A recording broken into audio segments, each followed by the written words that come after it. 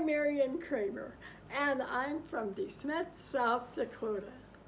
I'm a child of the prairie, and I like to visit with the people I meet.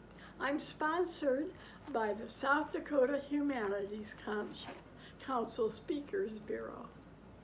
Since 1960, I've collected oral histories, the stories of the people around, and there were many that were of homestead vintage.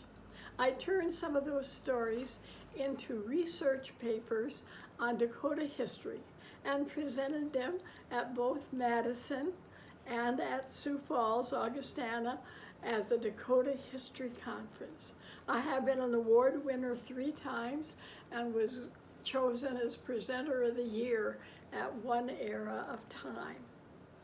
But the richness of gathering the stories are the people I encountered and their stories. 11 of them were closely related or known to the Ingalls family. They could talk about going to church with Laura, about Charles's blue eyes and his friendly nature, of Ma's neatness and politeness and doing things right, and Laura, who really looked and captured the prairie.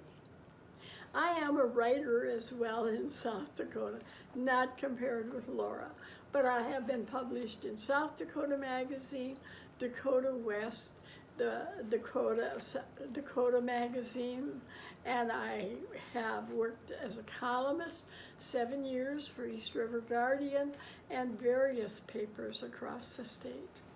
All of that has worked together to bring out my story that I now put together and share with people across the state through the Humanities Council.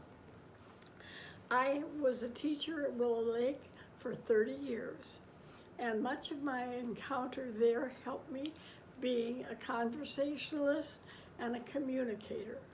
My programs that I present are suitable for 5-year-olds through people who are senior citizens.